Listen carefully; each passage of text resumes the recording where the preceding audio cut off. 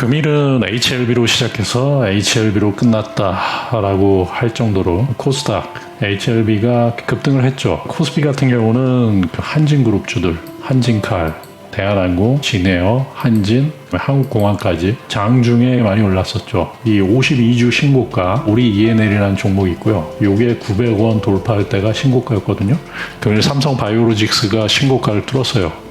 의미를 가지는 부분이에요. 그 다음에 BNK 금융지주가 52주 신고가. 미국 3대 지수가 강보합권이다. 영국의 FTSE가 0.56% 상승 중이고 독일 닥스 지수는 마이너스 0.12%, 프랑스 가크 지수는 0.21% 상승이다. 큰 움직임이 없고 오늘 CNBC 메인에 이런 뉴스가 나왔죠.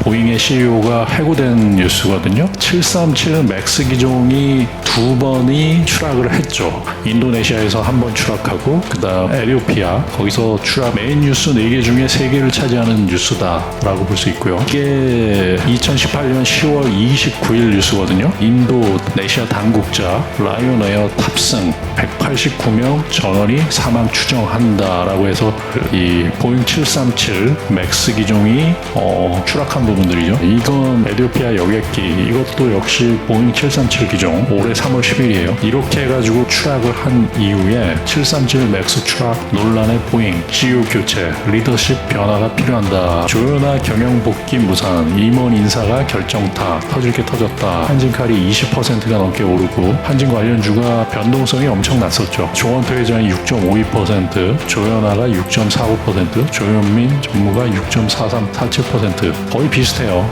누가 회장이 될지, 명목상은 조원태 회장이지만 누가 회장이 될지 몰라요. 조현민 전무일 수도 있고 조연아 전 부사장일 수도 있고 모릅니다. 그렇기 때문에 오늘 매각 이슈 급등을 했죠. 경영권 분쟁이 본격화된다라고 하지만 어떻게 정리될지는 잘 모르겠어요. 이거는 예측이 안 되는 부분이에요. 예측이 안 되기 때문에 주가 변동성은 상당할 수 있다. 한진과 남매의 난이 가장 핫한 부분이고 국세청 257명의 세무조사, 18살짜리가 아파트를 샀다. 이 돈 어디서 나왔냐. 지금 세무조사 그거 하고 있다. 올해로 23년 된 아파트인데 1996년도에 지어진 아파트인데 집값이 너무 안 오르는 거예요. 안 오르는지 조금 올랐으면 좋겠다. 여러분들한테 소개를 해드릴게요. 대학 바이오 쪽에는 전문 채널 그 분석을 굉장히 잘 해놓으시고 ABL 바이오의 대표 분과의 인터뷰 제가 추천하는 만한 부분이고요. 저는 매매적 관점에서 접근만 하지 아주 깊숙하게 들어가지 않는데 가치 투자라든지 우리나라의 지금 제약 바이오 상황들을 보고 싶으신 분들은 가신길 TV를 참고를 해보세요. 여러분들한테는 굉장한 도움을 줄 수 있는 부분이다 알면 좋지만 너무 전문적으로 들어간다라고 하면 매매와 상관없 종목에 빠질 수 있기 때문에 그러한 부분들이 오히려 자기의 매매를 망칠 수 있는 부분들도 있기 때문에 일정 부분 이해만 하시고 굉장히 도움이 많이 될 거라고 보고 이 부분을 추천을 드립니다. 19년도에 신고가 이 부분을 금일 돌파를 했다가 다시 회귀하느냐 기로에 있는 부분, 그러니까 국내 증시 미국이나 일본 증시와는 다르게 1년 내내 박스권에서 움직였던 부분이고요.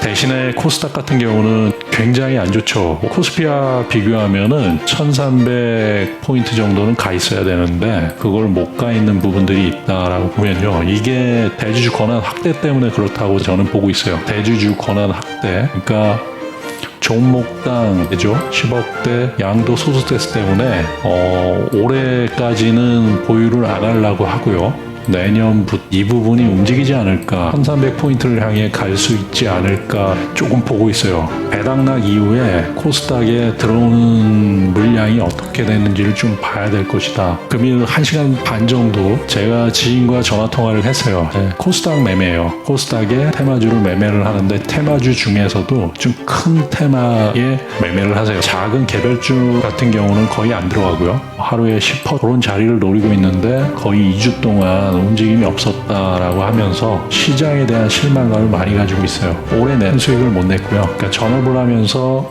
들어가는 돈들이 투자금에서 빠져서 들어가는 부분이 있고요. 오피스텔을 얻어서 오피스텔 내에서 먹고 자고 하는 생활이 들어가기 때문에 굉장히 생활비 부담이 있다라는 말씀을 하시더라고요. 제가 뭐 여러 가지 이런 방법 저런 방법들을 이야기를 해도 남이 말에 들어오지가 않죠. 왜냐하면 지금 이분 같은 경우는 자산이 이만큼이었다가 생활비가 이렇게 들어가면서 생활비 부담이 일어나고 자산은 이렇게 쪼그라들고 있기 때문에 앵꼬가 될 수 있는 부분들이 나오고 주식시장에서 쇼부를 보겠다. 근데 조금은 현명하지 못한 부분들이 있어요. 좀 안타까운 분들이죠.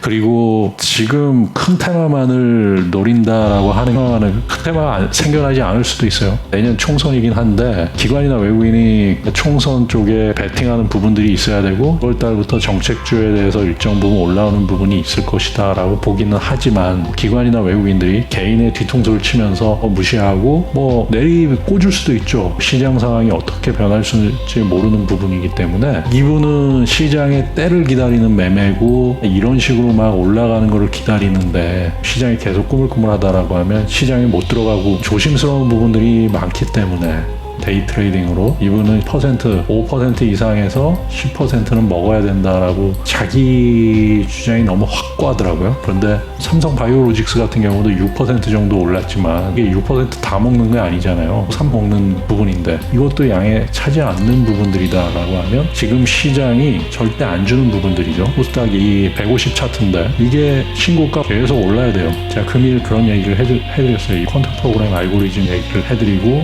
유튜브를 쭉 보고 시장의 흐름에 대해서 인지를 해라라고 해도 안 들으세요.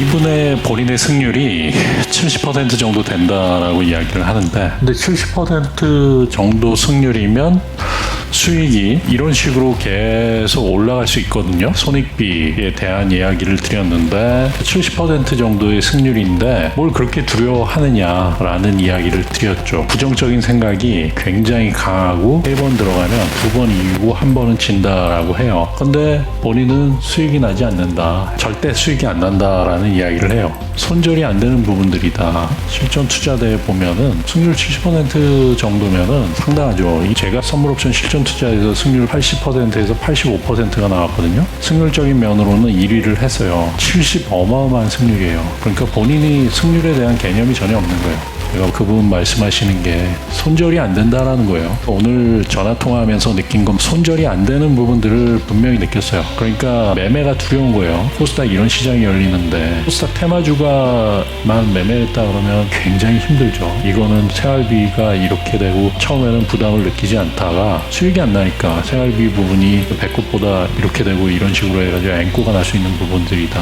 라고 느끼는 공포감이 상당할 수 있다는 거예요. 저는 그 부분에 있어서 오늘 해답을 드리고 싶었는데 이분이 자존심이 어마어마하게 세기 때문에 주식 이외의 생각을 가지고 있지를 않아요. 그리고 전업투자 오피스텔을 하나 얻어가지고 매매를 하는데 생활비를 줄이는 부분들이 분명히 있어야 되는데 거기서 생활을 하기 때문에 한 달에 300만 원을 벌어도 그냥 본전뿐이 안 되는 거예요. 그런 분들은 어떻게 해야 되냐. 그 외의 생활, 제가 예전에 말씀드린 부분, 전업에서 생활비의 압박이 많다라고 느끼면 일정 부분 해소하는 부분으로 일을 하셔야 돼요. 이거는 뭐 어쩔 수 없는 거예요. 과외를 한다든가 아니면 일을 한다든가 자기 전문적인 분야에서 파트타임 정도로 일을 할 수 있다라고 그게 가장 좋지만 알바식으로 분이 나오지 않는 부분이니까 그게 성에 안 찰 수도 있어요. 성에 안 차도 그러한 부분들에서 할 수밖에 없는 부분이 있어요. 그게 한 뭐 50만 원, 100만 원을 생활비에 보조를 하겠다라고 해도 그거를 해야 되는데 본인이 그러한 부분들을 하지는 않기 때문에 제가 봤을 때는 그 심리적인 부분에서 이미 지고 들어가고 있다, 힘들다라고 하면은 그거는 본인이 심리적으로 해소를 해야 돼요. 알바를 한다는 게 돈 뭐 50만 원, 100만 원을 버는 게 중요한 건 아니잖아요. 중요한 건 아니지만 생활비로 일정 부분 할 수 있다라고 하면 그게 트레이딩에 도움이 될 수 있어요. 심리적 돈에 대한 압박을 가지고 있다라고 하면 일을 해야죠. 그것뿐이 해결이 없어요. 모든 해결의 근본 원인은 그러한 돈이기 때문에 심리적으로 이렇게 불안하다라고 하면 매매가 절대 해서는 안 되고요. 근본적인 원인부터 해결을 하라. 이거는 매달 이 정도의 돈이 들어간다라고 하면 어떤 식으로든 이 부분은 들어갈 수밖에 없는 거잖아요. 여기서 해결하려고 그러지 말고 그 외적인 부분에서 해결을 해라. 제가 말씀드렸지만 이거는 본인 스스로가 회피할 수도 있어요. 저기 치고이기 때문에 회피할 수 있지만 그거는 드러낼 수밖에 없어요. 거기에 대한 해결책을 만들 수밖에 없다. 해결책이 나온 상태에서 내가 전업을 할 것인가 말 것인가를 판단을 하셔야 돼요. 조금이나마 도움이 되길 바라고요. 성공 투자하십시오.